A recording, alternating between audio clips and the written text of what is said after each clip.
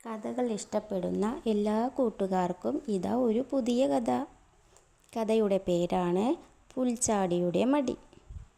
ഒരിടത്തൊരിടത്ത് ഒരു മനോഹരമായ പൂന്തോട്ടമുണ്ടായിരുന്നു. ഈ പൂന്തോട്ടത്തിൽ 2 സുഹൃത്തുക്കൾ ജീവിച്ചിരുന്നു. അവർ ആരെല്ലാമാണെന്നറിയണ്ടേ? ഒരു ഉറുമ്പും പുൽച്ചാടിയും. അവർ ഒരുമിച്ച് കളിച്ച് ഉല്ലസിച്ച് ആ പൂന്തോട്ടത്തിൽ കഴിഞ്ഞു. അങ്ങനെയിരിക്കെ വേനൽക്കാലം വന്നെത്തി. ഉറുമ്പ് കഠിന അധ്വാനിയായിരുന്നു. അതുകൊണ്ടുതന്നെ വേനൽക്കാലമായപ്പോഴേക്കും തൻ്റെ വീട് ശരിയാക്കാനും ധാന്യമണികൾ ശേഖരിക്കാനും തുടങ്ങി.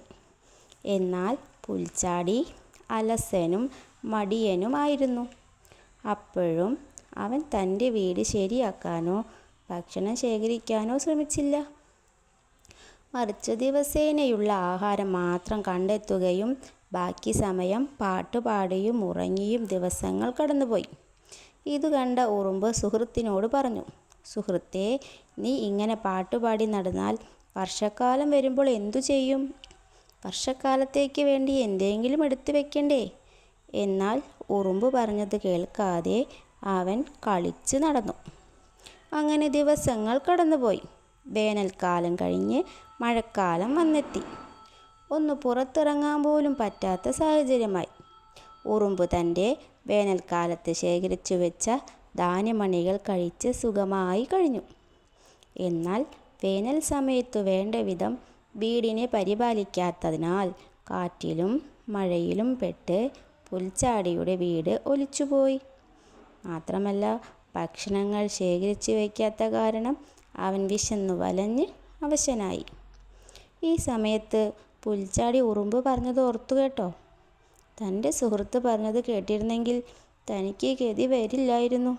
അവൻ വിഷമത്തോടെ ഓർത്തു. ഇനി എന്തായാലും വേണ്ടില്ല, സുഹൃത്തിനോട് തന്നെ സഹായം ചോദിക്കാം. അങ്ങനെ അവൻ ഉറുമ്പിൻ്റെ വീട്ടിലേക്ക് പോയി. ഉറുമ്പിനെ കണ്ടതും, "സുഹൃത്തേ, എനിക്ക് വിശന്നിട്ട് വയ്യ. മഴ നനയാതെ കയറി കിടക്കാൻ ഒരു വീടുമില്ല. എന്നെ സഹായിക്കാമോ?" സുഹൃത്തിൻ്റെ സങ്കടം കണ്ട് മഴക്കാലം കഴിയുന്നതുവരെ തൻ്റെ കൂടെ കഴിഞ്ഞോളാൻ സമ്മതിച്ചു. മാത്രവുമല്ല, ഉറുമ്പ് ശേഖരിച്ചു വെച്ച ധാന്യമണികൾ പുൽച്ചാടിക്ക് കഴിക്കാൻ ആവശ്യമായത് നൽകുകയും ചെയ്തു. മഴ നനഞ്ഞും വിശന്നു മരിക്കുമായിരുന്ന പുൽച്ചാടി ഉറുമ്പിനോട് പറഞ്ഞു, "സുഹൃത്തേ, എന്നെ സഹായിച്ചതിന് ഒരുപാട് നന്ദി. ഇനി ഒരിക്കലും മടിയനായി ഞാൻ ഇരിക്കില്ല." അങ്ങനെ മഴക്കാലം കഴിഞ്ഞതും ഉറുമ്പിനൊപ്പം വീട് വയ്ക്കാനും ധാന്യങ്ങൾ ശേഖരിക്കാനും തുടങ്ങി. ബാക്കി സമയം അവൻ മറ്റു കാര്യങ്ങൾക്കായി മാറ്റിവെച്ചു.